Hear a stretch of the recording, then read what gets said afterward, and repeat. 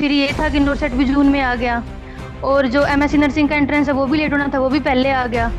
तो सर थोड़ा सा और मतलब कि टीएनसी ने भी स्पीड अप कर दिया था थोड़ा सा मॉर्निंग इवनिंग में। तो जैसे मतलब स्पीड अच्छी होनी चाहिए बहुत, कम से कम पेपर को 2 बार तो कर ली, इतनी स्पीड तो होनी ही चाहिए एग्जाम में। नहीं सर उस टाइम ऐसा तो कुछ नहीं लग रहा था सर कि टफ पेपर है। बस ये था कि एक बार बस एमएससी का एग्जाम देना, सभी सोचते हैं नोटसेट देने से पहले सारी थ्योरी पढ़ लूँ और फिर मैं एमसीक्यू स्टार्ट करूँ। मतलब कि ये तो सबसे बड़ी गलती कर देते हैं हम student.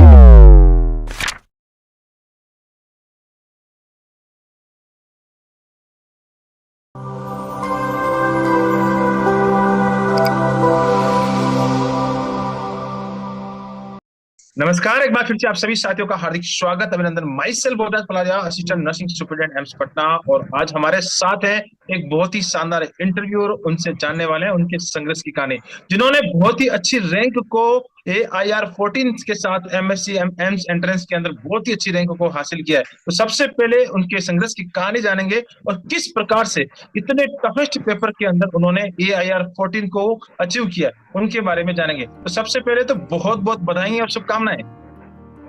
Thank you sir. AIR 14 बहुत ही अच्छी रैंक जो कि एम्स एमएससी एंट्रेंस के अंदर मानी जाती है। तो ये बहुत ही बड़ा एक हवा आ रहा है कि एम्स एमएससी का पेपर बहुत ही टफ पेपर आता है। तो क्या आपने भी पेपर दिया था? तो उस समय आपको भी ऐसा लग रहा था कि हाँ, इतना बड़ा टफ पेपर है? नहीं सर उस टाइम ऐसा तो कुछ नहीं लग रहा था सर कि टफ पेपर है। बस ये था कि एक बार बस एमएससी का एग्जाम देना, सभी सोचते हैं नोटसेट देने से पहले। तो बस यही था कि एमएससी का एग्जाम देना, कुछ ऐसा नहीं लगा सर टफ है, क्योंकि टीएनसी ओके के साथ टेस्ट सीरीज दे रहे थे ना, तो मतलब ऐसा ही लग रहा था कि टेस्ट सीरीज दे रहे हैं, फ्री माइंड होके बिल्कुल। Okay good. इस इंटरव्यू में आपसे बहुत कुछ जानने वाले हैं और आपके बारे में बहुत सारी चीजें जानने वाले हैं कि संघर्ष किस प्रकार से किया जाता है, किस प्रकार से आपने ये अचीवमेंट हासिल किया है। तो इस इंटरव्यू की शुरुआत कर रहे हैं आपके अपने इंट्रोडक्शन से। सबसे पहले आप बताएं कि कहाँ से आते हैं आप? सर मेरा नाम रितु है और मैं हरियाणा के कैथल की रहने वाली हूँ। और मैंने अपनी बीएससी नर्सिंग, उसको मतलब Kalpana Chawla government medical college के नाम से जानते हैं हरियाणा में, जो जिसमें हमारा फर्स्ट बैच ही था, अब की बार 2018 में स्टार्ट हुआ था, उससे मैं पास आउट हूँ। ओके, पासिंग ईयर कौन सा रहा है आपका? सर 23 यही। ओके, लेटेस्ट अभी 23 में पास आउट हुआ है। तो आपका रजिस्ट्रेशन 23 के अंदर कब आया? सर रजिस्ट्रेशन आया था 14 मार्च को।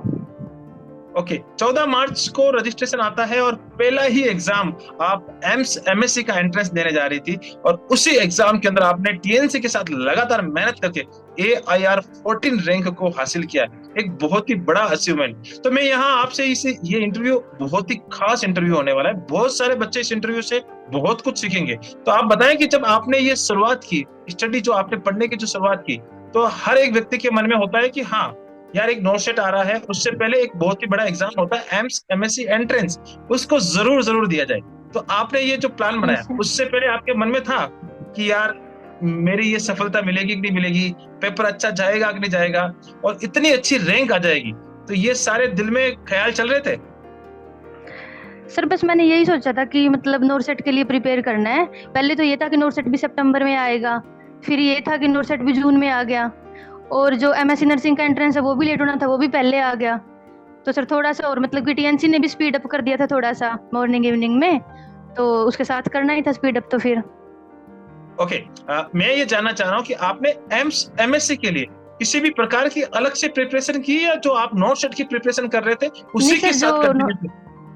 नोटसेट की प्रिपरेशन ही की थी सर, उसके लिए कोई अलग से मैंने तो उसका एक भी प्रीवियस ईयर पेपर भी नहीं देखा था कैसा है क्या है, कुछ कुछ नहीं देखा था सर, बस नोटसेट के लिए कर रहे थे प्रिपेयर।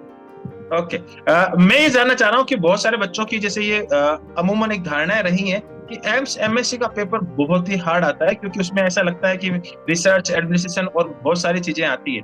तो ये चीजें वहां पे इम्पेक्ट देखने को मिली कि यार टीएनसी का पेपर सेम टू सेम वहां वैसे ही चल रहा था?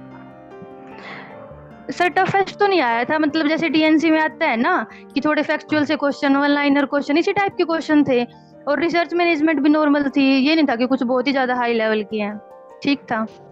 ओके, बहुत ही अच्छी बात है कि ज्यादा कुछ नॉर्मल नहीं था और आपने बिल्कुल एक नॉर्मल वे में जाके आपने उसको पेपर को दिया। एक चीज मैं बस और मैंने जानना तो चाहता फ्री हूँ माइंड बहुत। से दिया था। हाँ जी sir. Okay, good good good. कई बच्चों का स्ट्रेस रहता है कि एग्जाम हॉल में जाते हैं और बहुत ही ज्यादा एंजाइटी के साथ पेपर देख के आते हैं और बाद में देखते हैं कि उनका रिजल्ट नहीं होता है या होता भी है तो इस तरीके से एंजाइटी वाले माहौल में रहते हैं। तो आपके मन में भी ऐसा था कि यार रोजाना टीएनसी का पेपर दे रहे हैं और इधर फिर एक एमएससी का पेपर दे रहे हैं, तो दोनों के बीच में कोई डिफरेंस या ऐसा कुछ लगा? सर एमएससी वाले में तो बिल्कुल ऐसा कुछ भी नहीं लगा था, बस गए थे, ये था कि जो आ रहा देते जाओ बस। बस थोड़ा ये है कि थोड़ी स्पीड अच्छी होनी चाहिए बस, और कुछ नहीं था उसमें तो। Okay, good. आपका कहने का मतलब ये है कि time management is the very very important. वही चीज अगर हाँ, अच्छी रहे टाइम ही तो सब आपको कुछ है सर, टाइम ही ओके। सब कुछ है सर। आपने सबसे बड़ा मैनेजमेंट ये बताया कि टाइम मैनेजमेंट है तो पेपर कितना भी कुछ भी टफ आए कोई बड़ी बात नहीं होती, आराम से पेपर को निकाला जा सकता है। बहुत ही अच्छी बात है। और एक मैं हाँ जी सर। आपसे और चीजें जानना चाहूंगा क्योंकि आप पहले ही अटेम्प्ट के अंदर इतनी अच्छी रैंक को हासिल किया है, तो मैं ये जानना चाहूंगा कि आप फोर्थ ईयर के साथ कौन कौन सी बुक्स की हेल्प ले रही थी?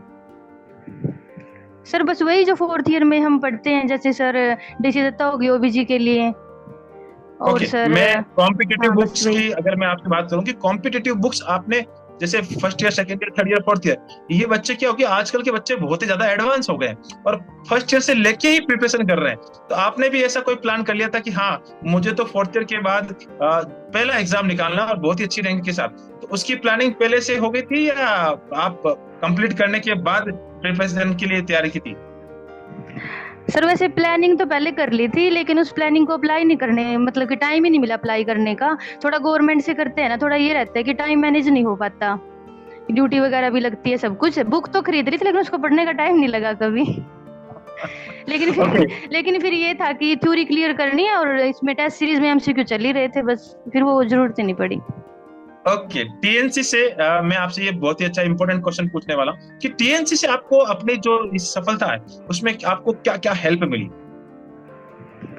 सर बस हेल्प ये है कि एक तो टाइम मैनेज करना आ जाता है अच्छे से, किस टाइप से क्वेश्चन आते हैं। एक आपकी जो क्वेश्चन को, जैसे हम क्वेश्चन को रीड करते हैं ना, एकदम माइंड में क्या कंसेप्ट आता है, क्या कंसेप्ट लगाना है, मतलब कि जो मेन चीज है वो तो सीखने को मिलेगी। और एग्जाम में क्या है सर, जो अपना कंसेप्ट है वो अप्लाई करने आना चाहिए, और जैसे मतलब स्पीड अच्छी होनी चाहिए बहुत, कम से कम पेपर को 2 बार तो कर ली, इतनी स्पीड तो होनी ही चाहिए एग्जाम में। वो सब कुछ ओके टेस्ट सीरीज से ही सीखने को मिल सकता है, थ्योरी तो कितना ही पढ़ लो।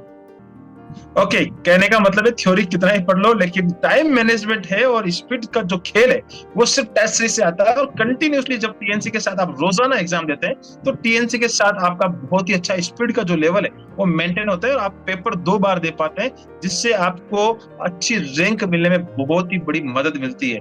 चलो, बहुत ही अच्छी बातें बताई है। और लास्ट में मेरा एक सवाल आपसे है कि आपने हाँ जी सर। AIR 14 में आपकी रैंक आई है और आने वाले एग्जाम जो नॉर्थ सेट का रिजल्ट आया है, भगवान की दुआ से यही रैंक वहां पर आए, तो हम बात करेंगे कि आप जो लास्ट में जो एम्स एमएससी का अगली बार जो एग्जाम होने वाला है, साथ ही साथ हाँ नेक्स्ट जी सर। कॉम्पिटिटिव एग्जाम बहुत सारे होने वाले हैं, उन बच्चों हाँ को जी आप सर। अपनी तरफ से क्या सजेशन देना चाहेंगे? सर मेरा तो सजेशन यही है कि एक तो आप ये वेट मत कीजिए कि पहले सारी थ्योरी पढ़ लूं और फिर मैं एमसीक्यू स्टार्ट करूं। मतलब कि ये तो सबसे बड़ी गलती कर देते हैं हम स्टूडेंट। आप ना टेस्ट सीरीज शुरू से स्टार्ट कर लीजिए और उसमें कुछ ना कुछ सीखने, जैसे हमने फोर्थ ईयर तक सारे सब्जेक्ट पढ़ लिए हैं एक बार, ये तो है नहीं भाई कोई टॉपिक नया है, कुछ आज तक देखा ही नहीं क्या है ये। मतलब साथ में अपनी थ्योरी निकालो और साथ में टेस्ट देते जाओ, इससे आपको पता ही नहीं चलेगा कि मतलब आपकी स्पीड कब इतनी अच्छी होगी और कब इतने अच्छे कंसेप्ट लगाने आप स्टार्ट कर दोगे। तो यही है कि बस टेस्ट सीरीज ना जल्द से जल्द स्टार्ट कर ली जाए थ्योरी के साथ साथ। Okay, good good. आपने एक बहुत ही अच्छा सजेशन दिया है कि जितना जल्दी हो आप थ्योरी पढ़ रहे हैं, उसके साथ साथ अगर आप टेस्ट सीरीज की प्रैक्टिस करते हैं और ज्यादा से ज्यादा क्वेश्चन की प्रैक्टिस करते हैं तो आप एक बहुत ही अच्छी रैंक लाने के काबिल बनते हैं। क्योंकि बहुत सर ही अच्छा ये है कि टीएनसी में ना जैसे टॉपिक वाइज है टेस्ट सीरीज भी, मतलब कि ये नहीं कि क्या कर रहे हैं, उस वाइज टॉपिक पढ़ लो, फिर बात तो एक ही है। उससे ओके, टाइम भी गुड मैनेज हो जाएगा, बुक में ऐसे टाइम मैनेज नहीं होता ना, क्वेश्चन निकालते हैं तब टाइम का नहीं पता लगता। Good good. टीएनसी ने अभी बहुत ही ज्यादा बदलाव भी और भी किए हैं, बहुत ज्यादा नर्सिंग प्रायोरिटी, नर्सिंग इंटरवेंशन और बहुत यस सारे सर। आईसीयू ओटी इमेज और ये सारे के सारे क्वेश्चंस इसमें इंक्लूड किए हैं। जिस प्रकार से लेवल बढ़ता है उसी से ज्यादा लेवल टीएनसी बनाने की कोशिश करती है और बच्चों के फ्यूचर के यस बारे सर। में ज्यादा सोचती है। तो बहुत ही अच्छा लगा आपके साथ इस बात करके और बहुत सारे बच्चों को आपके इस इंटरव्यू से बहुत बड़ा बेनिफिट मिलेगा कि किस प्रकार से तैयारी करनी चाहिए और किस प्रकार से टॉपर्स के माइंड में क्या चलता है। वो आप सारे के सारे बच्चों को जानने का मौका मिला। तो थैंक यू सो मच इस इंटरव्यू को अटेंड करने के लिए, बहुत बहुत धन्यवाद। आप अपना नाम, साथ ही साथ थैंक अपनी यू सर। फैमिली का नाम, साथ ही साथ अपने जो आप जिस कॉलेज से बिलोंग करते हैं उसका नाम, और साथ ही साथ टीएनसी का नाम रोशन करते रहे। जय हिंद, जय भारत, वंदे मातरम। Thank you so much. Thank you sir.